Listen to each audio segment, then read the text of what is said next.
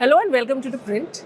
And today I'm sitting at the World Book Fair. It's the last day today, but it is actually the beginning of a new series that the person next to me, whom you already know, is going to start soon. And it's coming out on March, Amish Tripathi. And I have also with me Sai Abishek, who's the boss of everything. who's the boss of everything, like he's pointed out. So how did both of you make the documentary happen is the first question. Okay.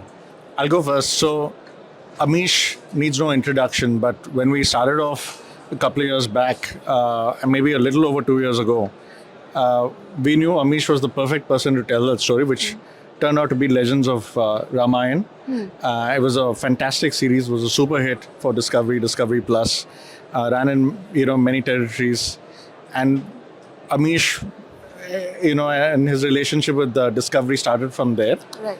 And we just knew right then and there that, we have to do what's the next best thing to do after Ramayana. It had to be Shiva, because Amish and Shiva are like one and the same. Right. And they kind of, Amish also started with his extraordinary trilogy, Immortals of Melua.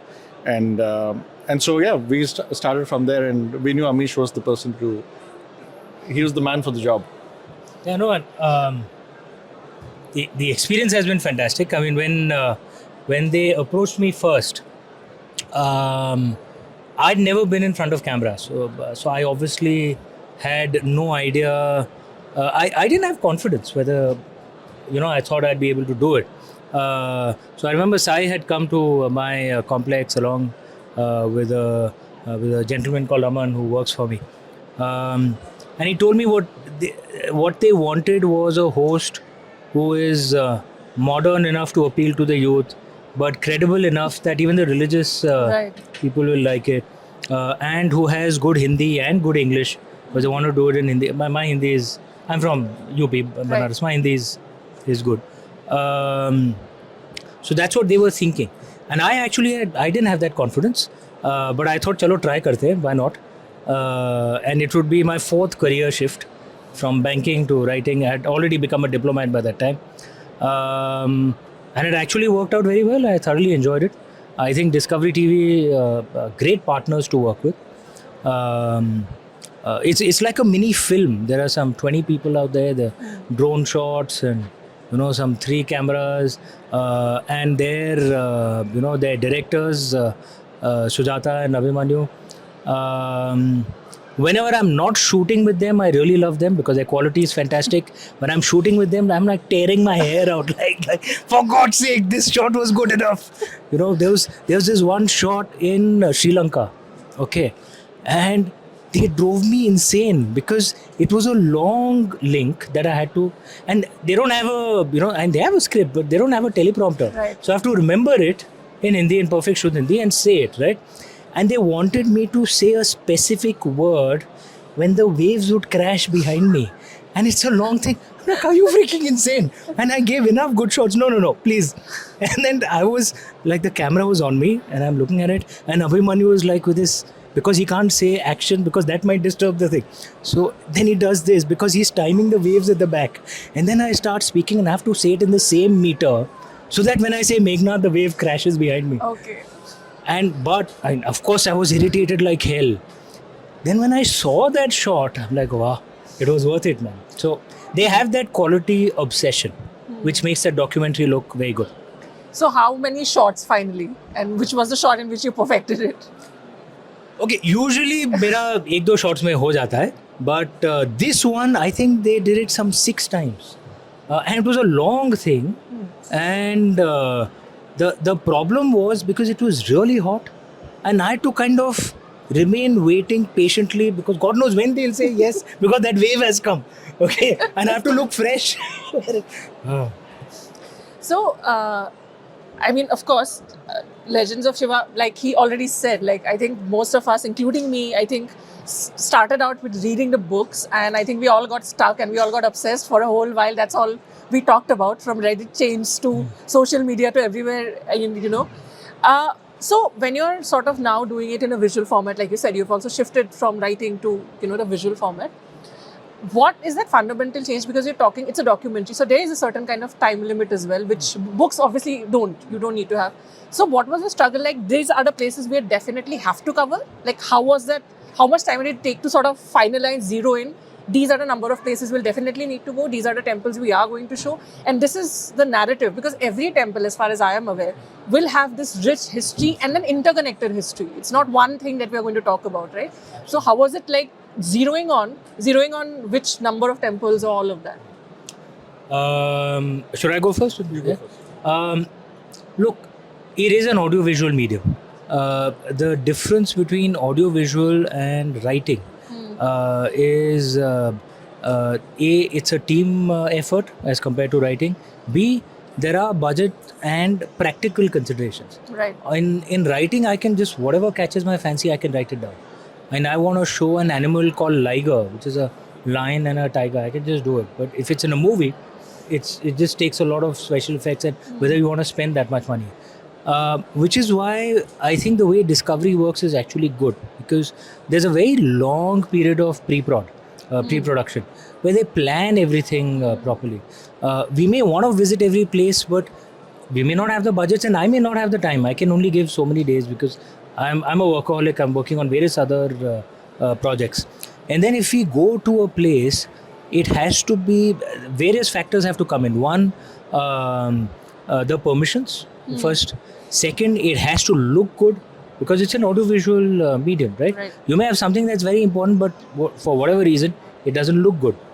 Third, you have to have experts who are in some way connected. You can't just get a random person out there, because then in a documentary you lose your interest, right? So if we are, if we are in Varanasi and we are shooting in an Aghori area, they found an author, someone from Pune, who's a young guy and has actually but got into Aghori traditions.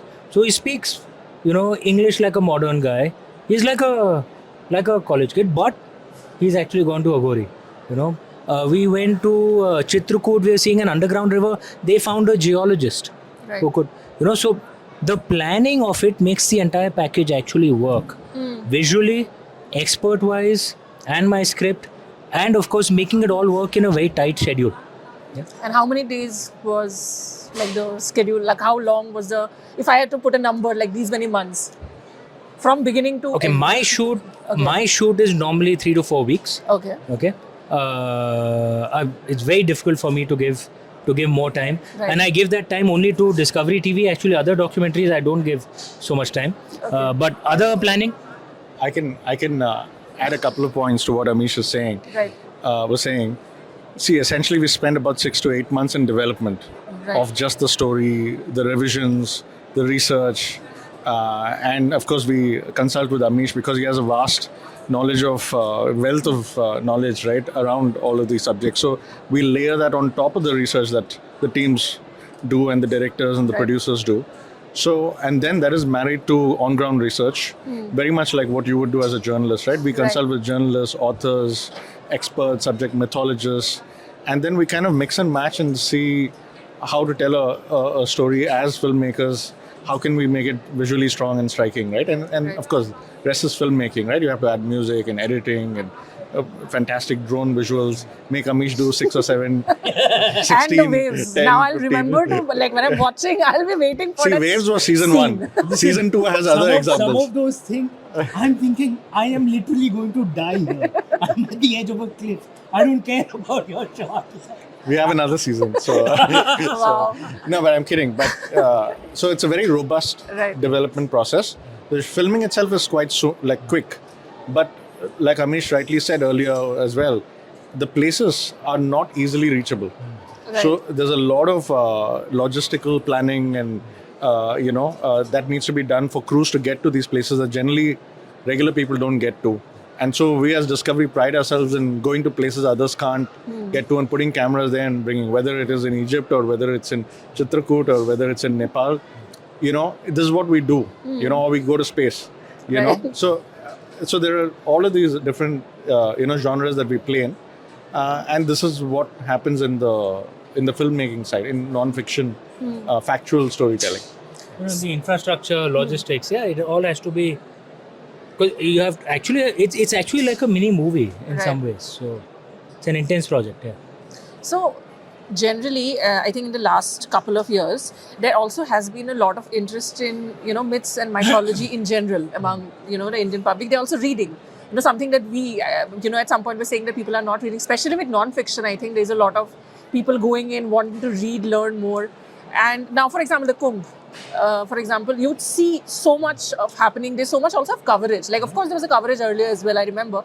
But like the way it's happening now, because now people can go and also do their own version of what I experienced in Kumbh, which was earlier not the process, right? Like, okay, we'll get a news bite of what's happening there, and that's about it.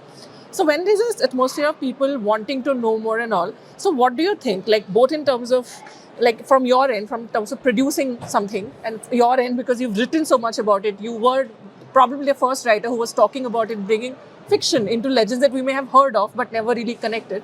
So where do you think this is heading towards? Like, do you see it as a really positive thing that people, at least in India, are showing a great deal of curiosity about our own civilization, our own legends, places which earlier people would just not go or visit? You've just pointed out, like, there are so many temples, there are so many spaces which people might read but never really want to go and explore. But now I do also see, even in tourism, that people like, okay, these are not explored places. People are wanting to go more into spirituality, if nothing else. So just I think it's fantastic that it's Right. happening. We Indians are lucky to be inheritors of the only pre-Bronze Age culture that is still alive.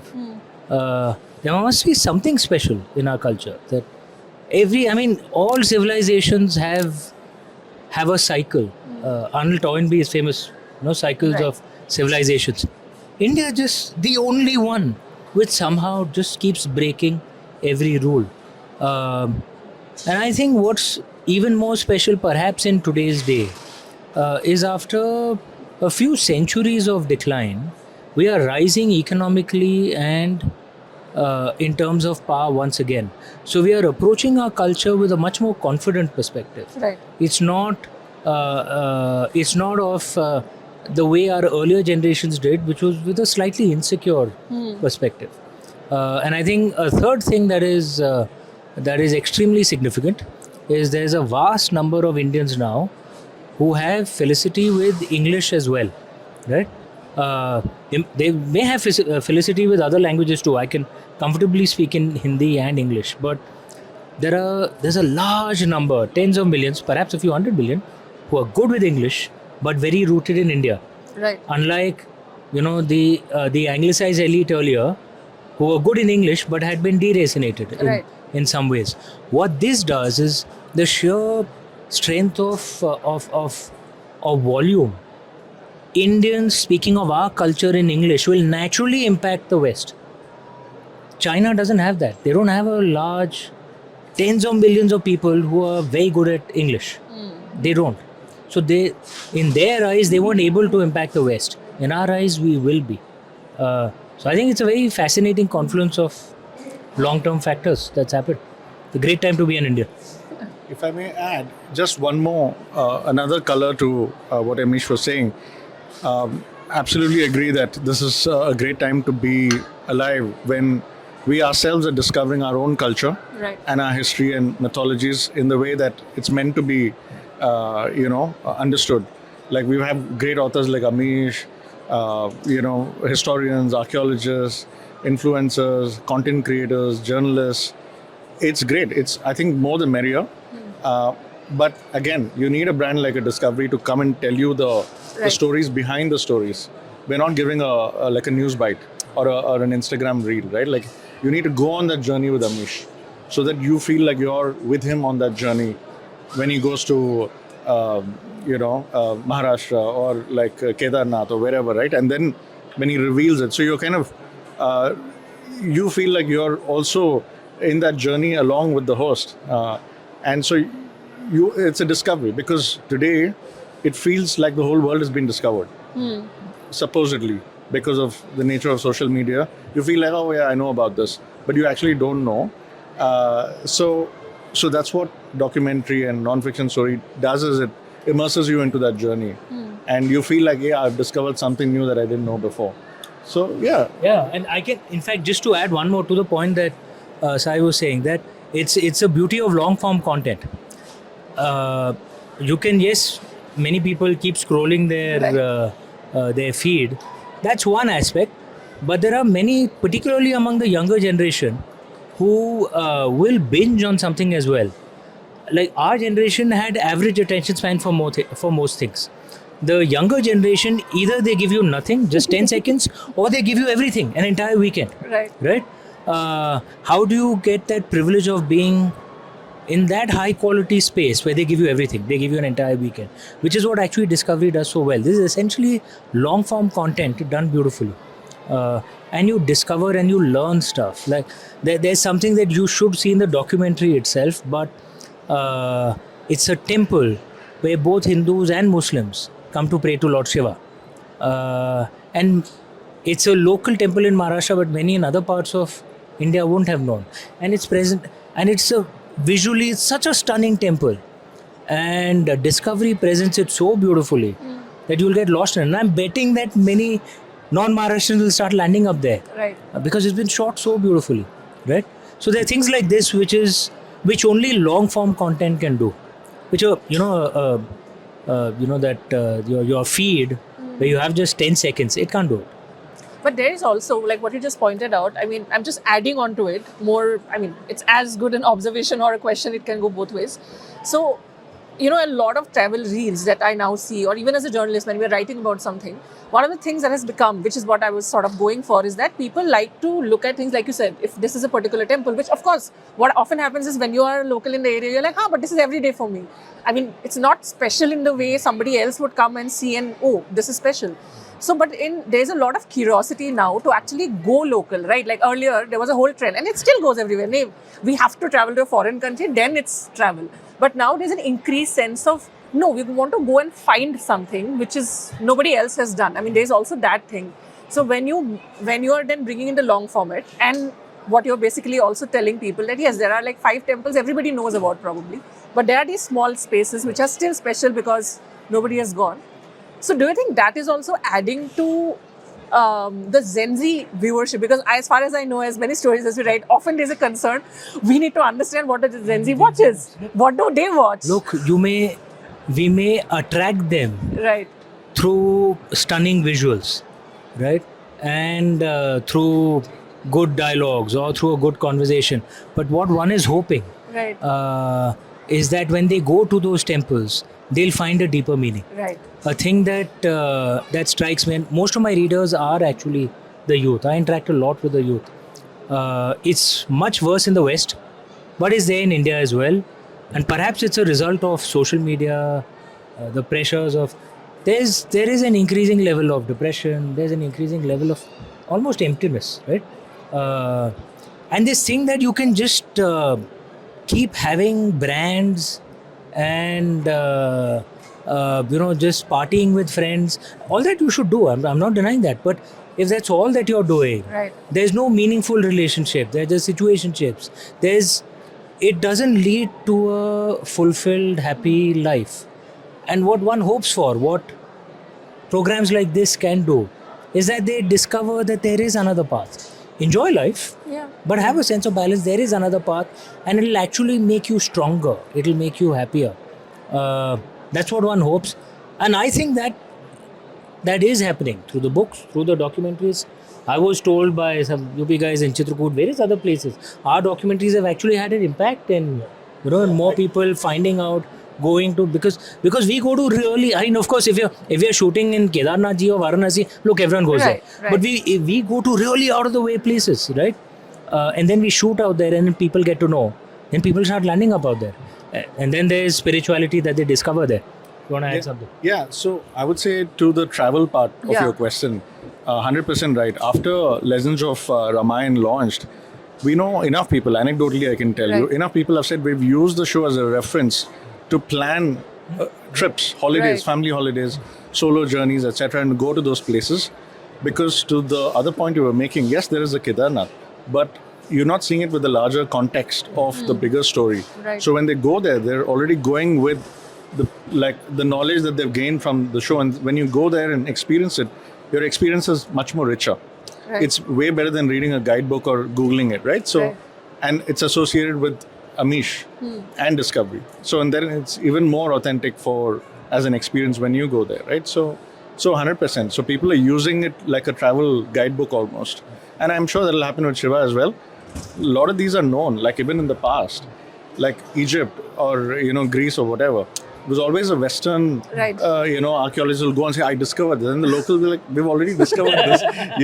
You put it on TV, which is different, but not a takeaway from the people who've done great scholarship. But it's kind of, I know you were alluding to that, but this is the decade. Some Westerner will come and say, I discovered you. Hello, I knew I was there. I didn't need you to discover me. Yeah, but this is what actually I think that's the hook, right? That's what it's called in reels. The hook is very important because if you say I'm not gatekeeping this, I think that's it, and you're like, no, wait, what is this gatekeeping thing? That's what actually makes me so proud and happy to work with Discovery, because look, any book, any documentary, at the first stage, it must be entertaining. Otherwise, why will someone watch it? But it shouldn't be only about entertainment. I mean, there has to be something deeper.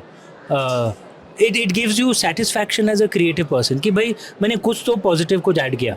Right. And that comes with the work that I do with them. Okay. Yeah. So this is really the last question. Since you've mentioned it now, I'm like very curious. I think right outside before entering the hall, I saw like a clip from the teaser or trailer, I'm not sure, one of it. And I saw like the visuals, which are obviously very stunning. And then I see, you don't look, much by the way, better I'm stuff. just saying, you don't look like there were 6 shots, by the way. They just look like very professional. It's just, yeah, probably. I mean, it would look very like, you know the worst part is, like I've done a perfect shot, okay, and everything was perfect. The shot is perfect, the light is perfect. Then Sujata will say, Amish, there was a bird that flew at the back. I'm like, abey yaar. So tell us one, okay, I know even if, let's hope it's not a spoiler if you tell that one place which you also felt like what you went in with maybe, despite research or despite knowing, was still a big revelation to you. For me, Kedarnath ji. They were, they're good producers. My wife and I, we were going together. My team was also there. They said they'll chopper us up to there. And I decided, no, I want to walk. And my wife, she's a lovely woman, very supportive. Shivani, I'm really lucky to have her. She decided she's also going to walk with me. So then many of the crew also decided it'll look odd if I'm walking. So they also decided to walk. And we started early in the morning. We reached by the evening. And there was something drawing. I'm 50 years old. I'm reasonably fit, but I am 50 years old. And there was something just drawing me all the way up. Right? And when I saw, because the old road has been washed away, right? And came from a side road, and the new road. And then you come up a climb and you can see the shikhar of the temple for the first time. I saw it and I just started crying, and I was like really crying very deeply. And the crew was, and they were behind me. They polite. They just walked on. Shivani was just holding me. I've had a very difficult personal life in the last 7-8 years. I've lost many people in my family, some very tragically. One of the reasons I want to go to London was I just didn't want to be here. And it almost felt like Lord Shiva was doing what he usually does, which is he just sucks all the poison out of you. And it's not that you suddenly become like happy and joyful like a silly child. It's just that you can handle it now. Right. And he kind of heals it. So for me, seeing Kedarnath ji was one of the most special experiences of life. That was a very special moment during the shoot. I think we'll end it on this beautiful spiritual experience that you narrated for us. And it is coming out on 3rd March, if I'm not wrong. Right. So we'll have to now wait for 3rd of March to actually see that shot in particular, since we've talked about so much. Which shot? No, that's in Legends of the Ramayana. Okay, then you've already watched it. Go back and see Hopefully, it. Yeah. Those who haven't, shame on you. Go back and see it. So, and then we are waiting now for, of course, newer fun stories, for more BTS stories for the newer show, that newer documentary that's coming up. Thank you for watching, and thank you to both of you for talking and sharing so many anecdotes. Thank you.